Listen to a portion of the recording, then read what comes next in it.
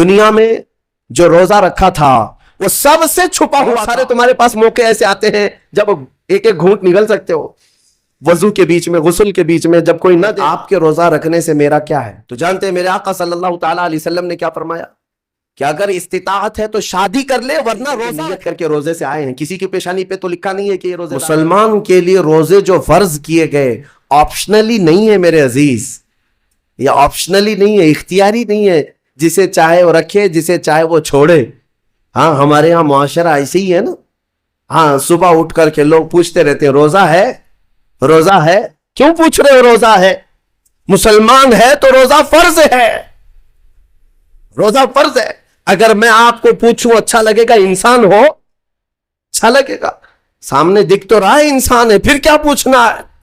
مسلمان کے لیے روزہ ایسا ضروری ہے جیسے اس کے لیے انسان ہونا ضروری ہے. وہ روزے چھوڑتا کیوں؟ ہاں چند ہی چیزیں ہیں جہاں تخفیف دی گئی ہے شریعت میں. وہ سفر ہے یا مرض ہے, ایسا مرض کہ جس سے وہ نہیں برداشت کر پاتا, اس میں اللہ تعالیٰ نے اسے چھوٹ دی ہے, رخصت دی ہے.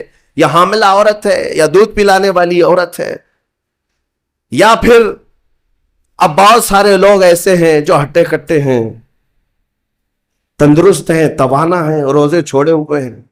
میرے عزیز, سب ہونے کے بعد اگر روزہ چھوڑنے کی کسی کو رخصت ہے نا, تو وہ صرف ان عورتوں کو جن کی ماہواری آتی ہے مہینے میں یا بچے کے بعد, حیض و نفاس والی عورتوں کے لیے روزہ نہیں ہے.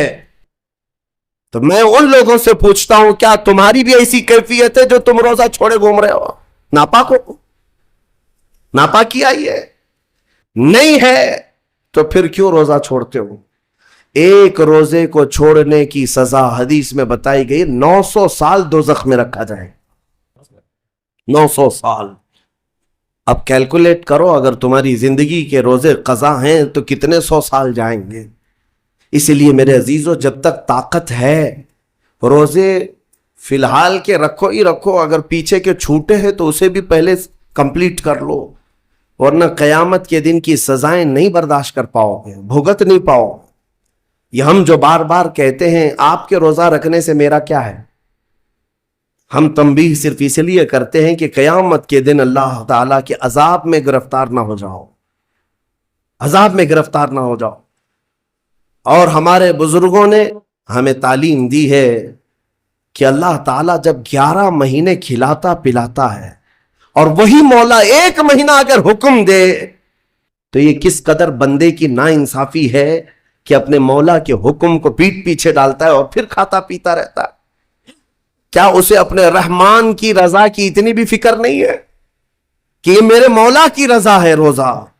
اسی لیے تو اس مولا نے فرمایا روزہ میرے لیے ہے اور اس کی جزا کچھ نہیں, میں خود بندے کا ہو جاؤں گا. الصوم لی وانا اجزا بہ.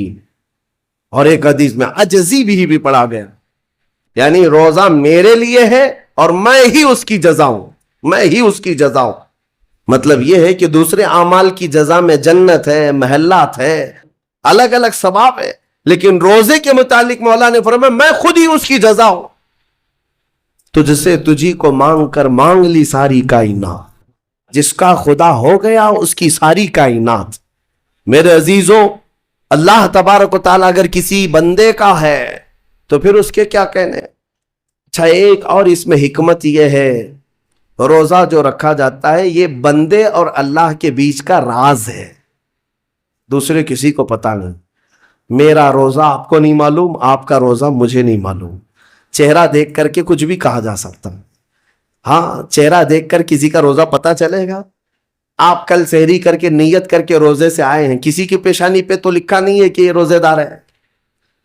آپ نے کہا آپ نے مان لیا, لیکن حقیقت کیا ہے یہ تم جانو گے, اللہ ہی جانے.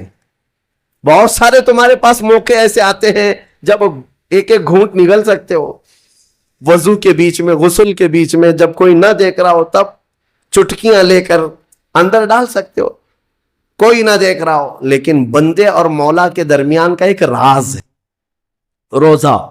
اسی وجہ سے ایک حدیث میں ملتا ہے قیامت کے دن جب ایمان والوں کو جمع کیا جائے گا اور جن کی بخشش ہو جائے گی تو ان میں ایک جماعت ایسی ہوگی جو جنت کی طرف اڑتے ہوئے جا رہے ہوں گے اور جنت میں پہنچ جائیں گے, کسی کو نظر نہیں آئیں گے, بہت تیزی سے وہ جنت پہنچ چکے ہوں گے.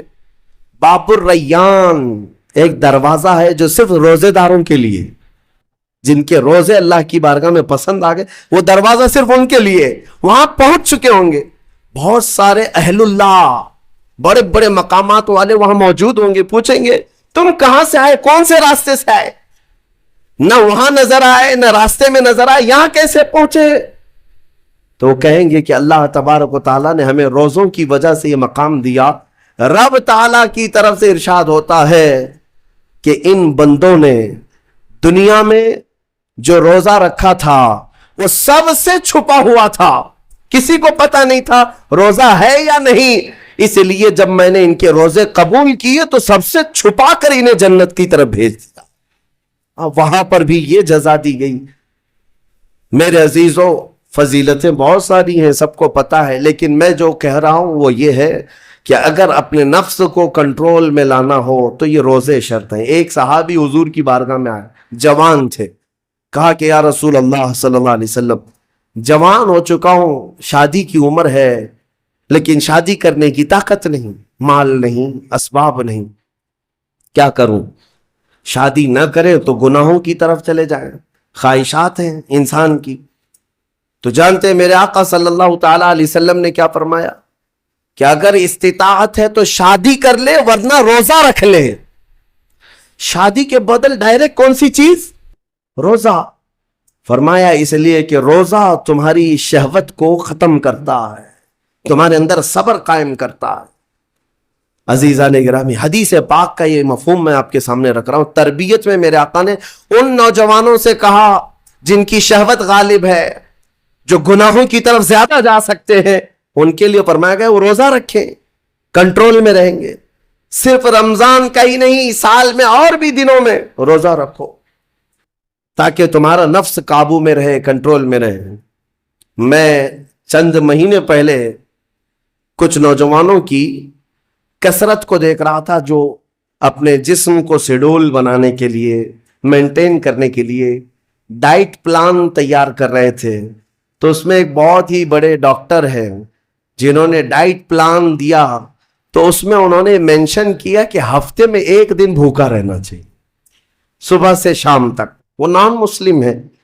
میں نے پوچھا تھا کہ یہ آپ کے ڈائٹ پلان میں کس لیے ہے, تو انہوں نے اس کی سائنٹیفک وجہ بتائی کہ ہفتے بھر میں ہم جو کچھ بھی کھاتے ہیں, کچھ ایسی چیزیں جمع ہو جاتی ہیں جن کو پگھلنے کا موقع ہی نہیں ملتا, ہم بار بار کھاتے رہتے ہیں, اس پر چیزیں جمع ہوتی رہتی ہیں. ایک دن ہفتے میں اگر اپنے پیٹ کو خالی چھوڑ دیا جائے تو فاسد مادے گل کر کے باہر نکل جائیں گے اور صحت ہمیشہ صحیح رہے گی. یہ دنیا کہہ رہی ہے. میرا مولا بغیر حکمت کے کوئی چیز تم پر فرض نہیں فرماتا. جس نے ہمارے جسموں کو بنایا, جس نے ہماری روح کو بنایا, وہی زیادہ بہتر جانتا ہے کہ ہمارے حق میں کیا چیز اچھی ہے. اس لیے اے میرے عزیزوں, اب ان نفس کے خلاف جو باتیں میں نے عرض کی ہیں, نوجوانوں, آج تمہارے لیے نہیں پوری زندگی کا سب سے بڑا چیلنج ہے, سب سے بڑا چیلنج.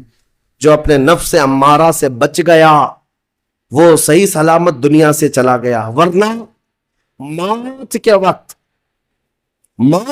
بستر پر روح نکلنے سے پہلے بھی نفس امارہ بہکاتا ہے. یہ شیطان کا قریبی دوست ہے. یہ دونوں کی سانٹھ گانٹھ ہے. نفس کی اور شیطان کی دوستی بہت گہری ہے, بہت گہری ہے. اسی لیے تو شیطان جاتا ہے تو نفس اس کا کام کرتا رہتا ہے. دونوں مل کر کے انسان کو تباہ و برباد کرتے ہیں. لیکن اس کے باوجود اگر آپ بچے ہیں تو یہ اللہ کا فضل ہے تم پر.